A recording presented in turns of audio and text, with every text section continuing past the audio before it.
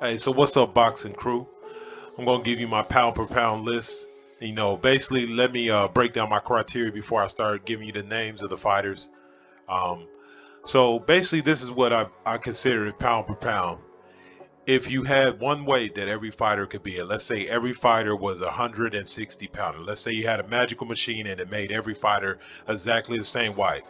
Excuse me, same weight, and they fought.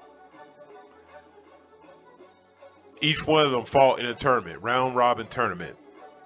Who will win those fights? Who's the best of those fighters? I do not include heavyweights. Heavyweights traditionally never been on pound for pound um, because heavyweight is a very different division. It's one of the only divisions where you can pretty much weigh anything. Um, you can be outweighed by 60 pounds. Somebody who's 205 pounds could fight somebody that's 290 pounds. So just because the uniqueness of that division, I think pound for pound in that division gets settled by the fact that literally anybody can be pound for pound whatever they want to be. Okay, so let's get started with my number one on the list. You know, maybe a little gave it a little bit away with the picture there. Let's go ahead and pull them up. Yes, sir, the Iron Man, Jermell Charlo, 35-1 with 19 knockouts. The undisputed 154-pound champion. Just scrolling down, looking at his record. I mean, what is there not to say? Jermell Charlo has taken all challengers. And so maybe somebody might knock me because, Jermell has a loss, but he avenged that loss by knockout. And the truth of the matter is, if you're in a division, which I consider the best division in boxing, and you fight everybody, it's going to be pretty difficult to be unscathed coming through there. So if you think about it, he could have took an easy route and he could have maneuvered around guys, but he fought everybody. I mean, if you look at his record, everybody on his record is the top fighters in the division. He's also nicknamed the Pup Killer because if you become a mandatory, he doesn't care. He's gonna take you out. You know, ask Lubin about that. I have a phrase, getting Lubin. So I think coming up next, he's gonna be fighting Costa Zoo's son, Tim Zoo, and that's one of his mandatories. Another dangerous opponent. And then I guess he gonna go clean up Fundura too. You can't knock the man. Like I said, he takes on all challengers, and of all the disputed champions, and is he not the one that's? I mean, this is beyond. He's reigning at 154. There is no dispute. He is the best fighter at 154, and that's not just by saying it. That's proven in the ring, and he knocks out guys. I mean, so that's why I got Jermell Charlo at the top of my list. All right, so let's go to who I have listed at number two. Terrence Bud Crawford, 38-0 with 29 knockouts.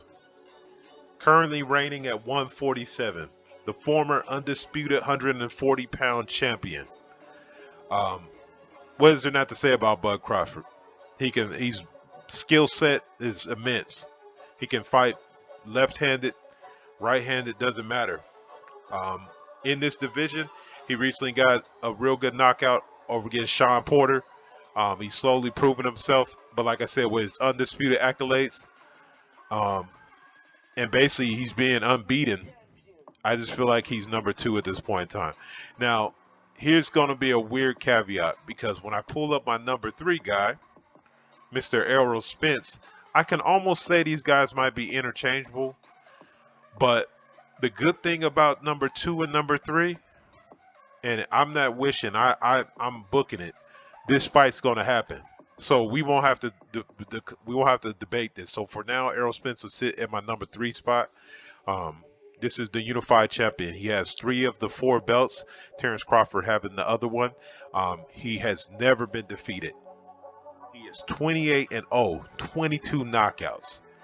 And in the 147 division, which I basically consider the second best division in boxing, he's pretty much fought everybody. He's fought all champions, former champions. I mean, he's had great fights. His most recent victory over Adonis Ugas, amazing. Basically stopped him. A Cuban-bred fighter with an excellent record. Who one of his notable wins is over Manny Pacquiao. So That's Errol Spence Jr. at number 3. All right, so pulling up next. Let me make sure I got my list. All right, so up next I got Devin the Dream Haney at number 4, an excellent fighter. Basically just went over to Melbourne, Australia, to win the undisputed championship of the world, and it was in excellent fashion. It was a master class of boxing. He stuck behind the jab, and he just really dominated. Basically, the top fighter in the division. George Kambosos. George Kambosos was the unified champion. He was the hometown kid, and he basically just got outboxed by Devin the Dream Haney. Now, the thing about Devin the Dream, I had to put him here at number 4 is just because maybe strength of schedule. He still has fighters in his division, but I don't put that on him. A lot of the fighters in his division haven't attempted to fight him, so he's been having to chase these guys down. But now they really ain't got no choice at this point in time because he's the number 1 guy in the division. He's undisputed. He has all the belts, and he's the first lightweight champion since Pernell Whitaker. There has been no other undisputed champion. Regardless of what you guys see out there, the first one in 30 years is Devin the Dream Haney. All right, so our next slide. We got, all right, Dimitri Bivol, 20-0 with 11 knockouts. Now, I put Bivol on here because basically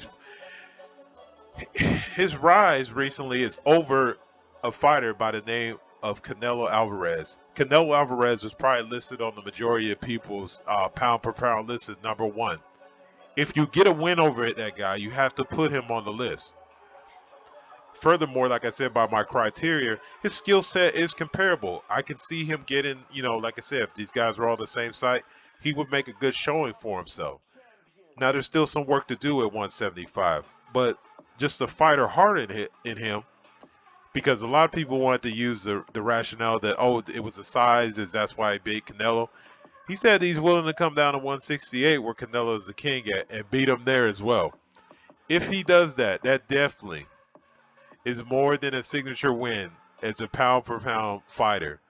And at this point in time, he's looking for all comers. But at 175, there's a lot of good fights. Like I said, he's had some good showings in his division already. We got Joe Smith Jr., who's a current champion, who's going to be coming up fighting. Gene Pascal, who just got a recent win. He's a former champion as well. Dimitri Bivol is an excellent fighter, and we're going to, see what he got coming in the future. All right. So next, Shakur Stevenson, 18-0, 9 knockouts. Well, what is there to say about Shakur Stevenson except for all good things? Last 2 fights are coming off 2 champions. We got Jamal Herring, and he defeated Oscar Valdez. He dominated Oscar Valdez to unify the championships. It was a masterclass.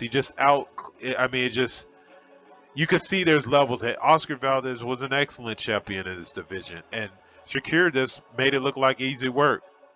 He was so confident. He diversified his attack. He went upstairs with the jab. He went downstairs with the jab. Body work. All kind of work. He's a southpaw. Just a nightmare competitor. He has excellent amateur background. So the thing about that I'm seeing a lot of people try and do is they want to rush him to 135, saying that there's additional fights there. But I think he's making the weight comfortable. He's only 24 years old. There's no point in rushing him up. There's enough 135-pound smoke where they can go ahead and battle it out while he goes ahead and dominates his division at 130. Shakur Stevenson, like I said, man, the future is bright. And I'm only expecting great things from him in the future. All right, so last fighter on this list is Mr. Sal Canelo Alvarez. So I put Canelo on here because basically, he's still in boxing. He's still the 168-pound undisputed champion. Regardless how you want to look at it, he is the man at that weight. And so, we've only had so many undisputed champions in the four belt era, and he's one of them. He's recently attained that. What slides him into the eighth spot is because he's been recently defeated by Dimitri Bivol, who I talked about earlier. Canelo Alvarez, he's pretty much fought several different fights against top fighters, but he does have two losses, one against Floyd Mayweather and one against Dimitri Bivol, and two draws on his record. So the next fight I heard he has coming up on his agenda is a fight with Triple G. Uh, Winner, well, I don't think he's going to lose, but winning that fight, I don't know if that necessarily gives you any additional points in the pound for pound. If anything, it may necessarily take it away. You're talking about a career 160 pounder. You're bringing him up to 168 for a fight, and Triple G is ancient at this time, and he's already defeated him. He had a draw the first time. I know people want to say, well, Triple G in the record books, it's a draw, and then in the second fight, he was defeated, and this was years ago. Since then, um, Canelo has made significant movements in his career. He's fought, at different weights. He's picked up belts. Like I said, one at this point in time, he's a 168-pound undisputed champion. So we'll see what happens. But at the end of the day, to really move back up and really make himself legitimate again, is he got to go back and get with Dimitri Bivol and get that smoke back. I don't. I discount losses when you go back for a rematch, and then if you win in dominant fashion.